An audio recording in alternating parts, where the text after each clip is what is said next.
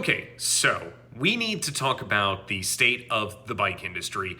And I'm sure you've been hearing rumors all around the internet of different rumblings going on, but I can assure you that things are way worse than you think. Just in the last month, UK-based retailer Wiggle is being put up for sale, and Chain Reaction Cycles is going into administration. Rafia announced $12 million in losses, and that marks 6 years in the red for them. And it just keeps going with more and more bad financials out of more and more companies. So what we're gonna do is we're gonna take a look at what is going on and what you, as the consumer, have the ability to do. First off, there's Wiggle and Chain Reaction. On November 1st of 2023, they announced 105 job cuts as their parent company Signa Holdings filed for insolvency in German court. Now, it has been rumored that Mike Ashley's Fraser Group, who was behind Evans Cycles and Pro Bike Kit, might be stepping in to continue the operations, but it's important to note that Pro Bike Kit itself folded earlier this year.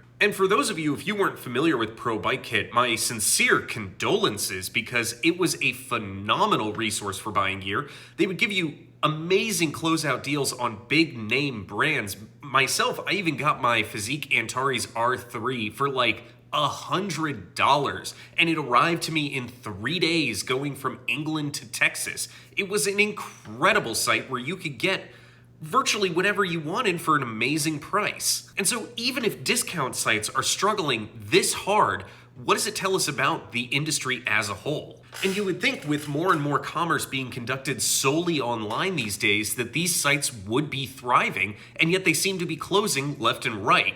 And this just won't affect the retailers themselves. This is going to be affecting things that are down the chain and down the pipeline from these companies, including distribution and shipping, logistic companies, things like that can be affected. So clearly, with more and more shops closing up, this could just be the beginning of something far worse to come. But that does lead us into our next topic to talk about, which is going to be the local bike shop. Local shops are having a harder time than ever, and there are a lot of thoughts of what could be contributing to this. According to an article in Outside Magazine by Robbie Carver, there has been an over 42% decline in patronage at local bike shops since their all-time high back in 2001. Why was that all-time high caused in 2001? Well, obviously, it's the man himself, Lance Armstrong. And I don't really want to go too far into this because that could be a whole video on itself, Armstrong's influence over the cycling industry at the time and things like that. But that is the reason why in 2001 bike shops were doing so well, was he was driving people to get into the sport and join in. So obviously, yeah, they would have their high peak back then. But that decline of 42% over these years is sharp. The world has changed. There's a lot more going on online, like I was saying earlier, and especially with direct-to-consumer bike brands like Ribble, Canyon, all the other ones that I've mentioned on here before, which I do love. The landscape has changed. There was a pretty recent video on GC Performance, I'll link to their channel down here, where it was talking about a 2024 Madone being a better value bike than a Canyon Air Road, despite the fact that the Canyon Air Road is cheaper, comes with a better group set, and better wheels. So overall, it seems like it would be the better value. And I even commented this on the video, to which GC Performance replied to me, but it has backup from a local shop and free repairs. And you know what? They're 100% right. They got me on that one. They are absolutely right there. That trumps the value of the Canyon. Because having that support system behind you when something goes wrong, especially if you're new into the sport, is immeasurable. So I gotta give it to them, GC Performance. Yeah, you called it. That is a great and true statement. The local bike shop is more important than ever. But that's becoming harder and harder for them to justify, especially when the bike prices on direct-to-consumer keep dropping for better bikes. Now, they're even facing competition from the big brands opening up their own shops. My shop that I used to ride for was called Bicycles Inc., and it had been in the Dallas-Fort Worth area since the 1970s. I raced for Team Bicycles Inc. all through high school and loved it. It was a great experience and intro into the world of cycling racing. Bikes Inc. was bought out by Trek, and all 4 of their locations overnight were essentially turned into Trek factory stores. And I don't know what your Trek factory stores may look like, but the ones that they took over for all the Bikes Inc. in my area, they turned into these clinical corporate places that only serve the function to sell you something. And yes, I understand under capitalism, that is what everyone is trying to do. to sell you something. But with local mom and pop shops, there's at least the feeling that they want to do this to help you because they have a passion for cycling that you can't get anywhere else. Now, when I first started racing back in the early mid 2000s, $2,000 could get you a very, very respectable bike, and that's just not the case anymore. With the new Tarmac SL8, they claim that it is cheaper than the previous model, the SL7, but the thing is, they don't offer a sport model anymore, so there's nothing to get you into the family line. The Specialized Tarmac, for the longest time, has always offered one model called the Sport, which is what I have myself. I have a Tarmac SL3 Sport. The function of this model was to get people into the line of the family, and that has been completely removed. It's now only the highest performance, and the bikes are starting at $5,000–$6,000 instead of $2,000. And so now with the prices increasing more and more, it's very easily to get the exact same bike as one of the pros for the price of a used car. Now, and people, I feel like, forget the only reason that we're able to buy the same bikes as Remco or Mathau or any of the other major pros is because the UCI stipulates that any bike that is ridden by a pro must be offered to sale to the public. But that doesn't mean we have to buy it. So we, as the consumer, need to take an actual look at what our needs are, not our wants, what our needs are to participate in the sport. And obviously, the bicycle industry has always had a hard-on for the latest and greatest technology and what can make you faster than fast. But it kind of feels like we're Dr. Frankenstein and we've lost control of our own creation. And you can even see this in your own local shops that are stocked full of the best, but they don't have the best for the rest. And to be clear, I don't think that this is the local shop's fault. I think it is the brands that they are carrying wanting to push out, this is what you need to sell. Make people want this. And obviously, yeah, they're gonna wanna put that out there because it costs $12,000 for every one of them. And for the majority of us, that is just not a good financial decision. It's just not. And also, full disclosure, am I saying that something like a Tarmac SL8 or a Canyon Airroad SLR or any of these other very expensive high-end bikes are worthless? No, they do serve a purpose. They do. They serve a purpose for the pro riders. I don't think that anyone out here just wanting to enjoy riding a bicycle needs to buy one of these. I mean, to equate it another way, there's a reason I drive a Hyundai Sonata and not a Porsche 911. Okay, well, there's two reasons probably that I can't afford the Porsche 911, but the comparison still stands because I can't afford a Tarmac SL8. Just because it is the best and the latest, greatest tech does not mean that it suits mine or your needs. But the next thing I want to talk about here is the word bespoke and how it is just thrown around in the cycling industry nonstop all the time now. Now, according to the Oxford Dictionary, bespoke simply means made for a specific use or a specific person. But the bike industry itself seems to have taken this word, put it on their family crest, and made it a synonym for good. I will say Rafia is probably the most famous example of this. This bespoke brand sells very high-end kits and accessories, and to their credit, they are very, very good and high quality.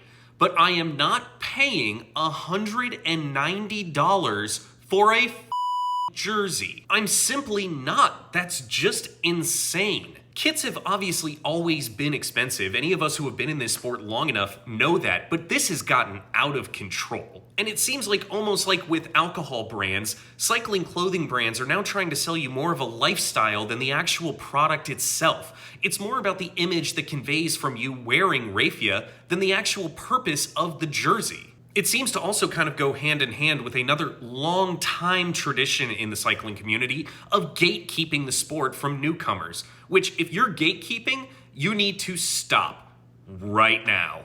We should be welcoming more and more people into this sport, not scoffing at someone because they're still riding on an aluminum frame bike with a mechanical group set and maybe wearing an affordable kit. I got into cycling because I loved the freedom that I felt on a bike. I didn't get into it to join a country club. And it seems pretty clear to me that I'm actually not in the minority here on this opinion. NeoPro Cycling, for those of you who are not aware of this company, they sell kits at an actual affordable, good price. Are they cheap, quote unquote? Not necessarily. Are they cheaper than every other brand on the market for just as good a quality?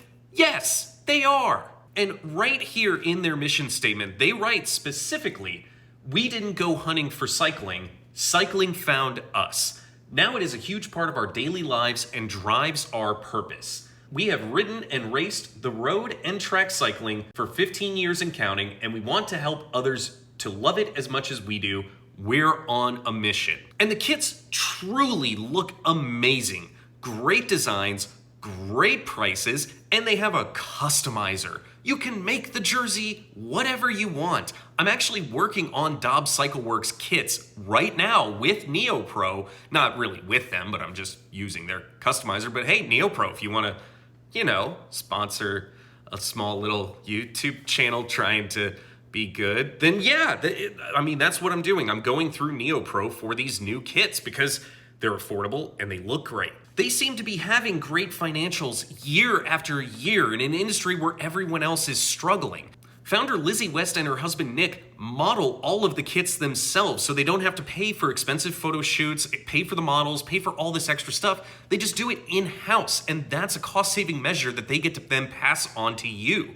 So it's not like this is some big mystery that no one else has the key to. And I want to say it so everyone is clear. I think Lizzie and Nick are absolute heroes of the cycling industry right now. But so what do all of these things add up for us? I think it all culminates to one thing.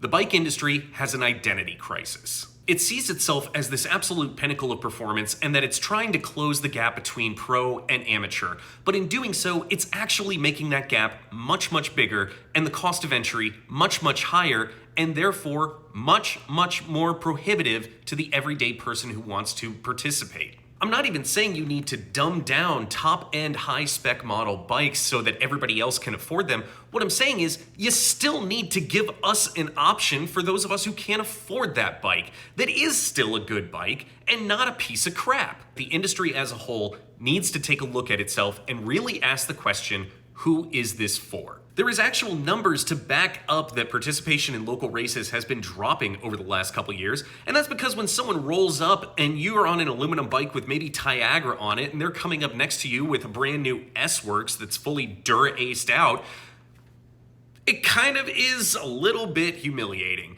and it shouldn't be. I think that's really stupid that it is made to feel like people are less than because they just don't have the latest, greatest bike. And that's something that's been going on since I was in high school, back in 2005. This has been going on, and it's been going on longer than that. It's been going on for the eternity of the pro sport of cycling. The industry itself right now is on the edge of a cliff, and it is very, very close to falling into it. And if it's not careful, it will go in and it will be nearly impossible to recover.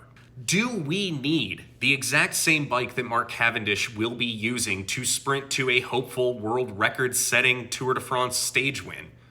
Do we need a bespoke kit that looks like it was designed by a McSweeney's writer? Or do we just need a good bike and a decent kit and the open road?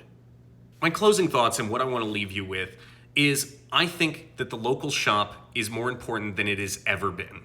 And I think we all should make it a concerted effort to shop there as often and frequently as possible. Now, obviously, I'm not saying you have to go out and buy a new bike from the shop every 2 weeks, but go out there, get your bottles, get your gels, get your cleats, get all the little things there that make you want to ride your bike, and shop local. Make friends at the store, talk to the mechanics, get that community behind you where it should be again, because I feel like we have lost so much of that in this modern world.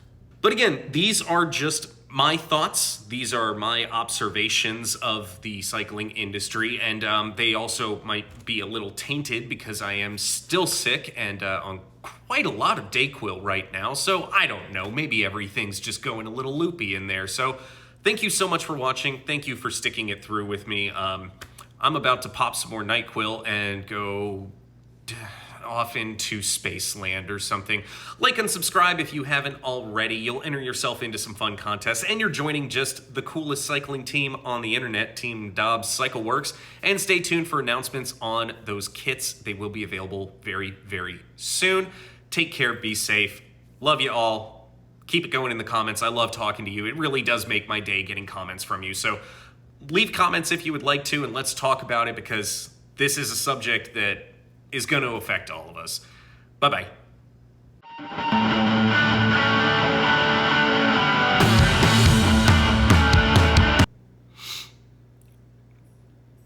I mean, if Dayquil and Kleenex want to sponsor me too, that'd be great.